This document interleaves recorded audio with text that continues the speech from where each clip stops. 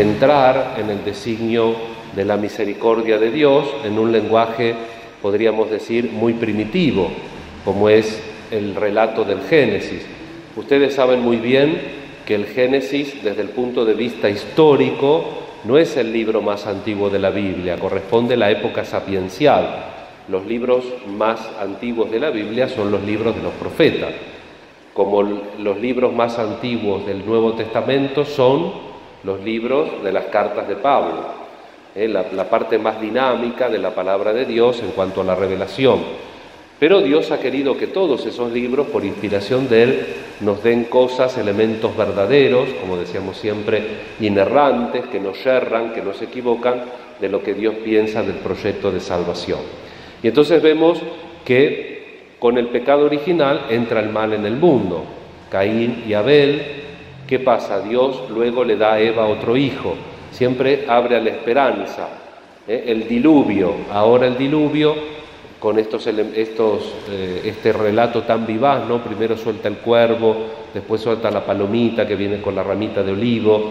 Cuando está todo seco, Dios, después del sacrificio de la familia de Noé, un antropomorfismo evidentemente, pero habla de la expresión de la misericordia, de las entrañas que tiene Dios. Ya no volveré a castigar más a la creación. Y entonces siempre hay un momento nuevo para comenzar. Y esa es la idea de la reconciliación.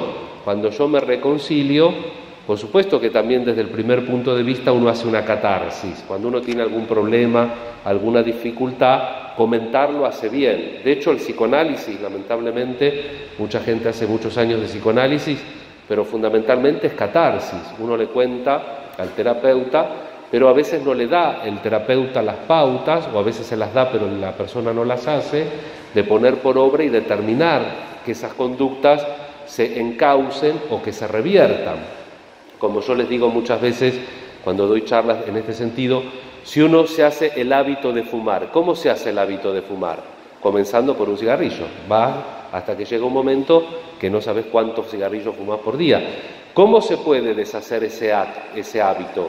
De la misma manera que empezó. Entonces, así como lo hiciste sumando de a uno, lo haces restando de a uno.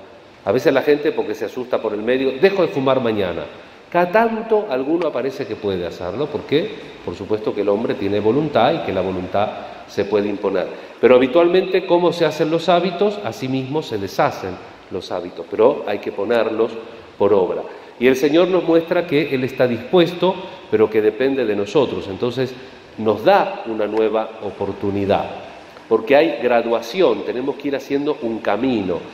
¿Cómo terminaba el Evangelio de ayer? ¿Se acuerdan? Jesús, que los discípulos, Él les quería enseñar la levadura, que un pequeño pensamiento bueno fermenta para bien toda la masa, un pequeño pensamiento malo fermenta para mal toda la masa. Y ellos estaban, en vez de escuchar lo que les decía Jesús, estaban preocupados que no habían traído pan. Basta de pan, dice Jesús, ¿cuántos multipliqué? Presten atención, ustedes tienen ojos y no ven, oídos y no escuchan. Y hoy precisamente nos da la respuesta. Hay un ciego, Jesús lo lleva afuera, hace una especie de barro, lo cura gradualmente. ¿Qué ves? Veo hombres como árboles, y después otra vez le impone las manos y ve perfectamente. Tenemos que dejarnos curar por Dios gradualmente. ¿Cuánto hace que sentimos que no progresamos en la vida espiritual? San Ignacio dice una cosa que yo me la planteo muchas veces a mí mismo.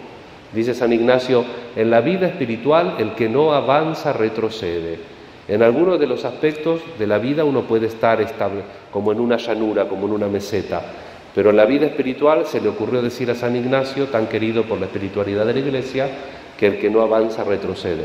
Pero sabemos que Dios es misericordioso, que Dios nos tiene en piedad, que Dios nos da siempre una nueva oportunidad, así que resolvamos en nuestro interior utilizar bien nuestra libertad y de a poquito progresar. Al principio por ahí no vemos, después por ahí vemos borroso, pero al final con la vista que importa, que es la vista de la fe. Por supuesto que la vista, ahora que yo tengo los problemas para adecuar el ojo a la lectura de cerca, a veces me desespero. Obviamente que la vista física es importante, pero la mayor vista es la vista de la fe, porque vos podés estar ciego en el cuerpo, pero si tenés luz en el alma, dice Jesús, Cuando se pierde la luz del alma, cuánta oscuridad que hay. Vamos a pedir al Señor siempre esa luz que nos guíe hacia Él y en el camino del bien. Que así sea.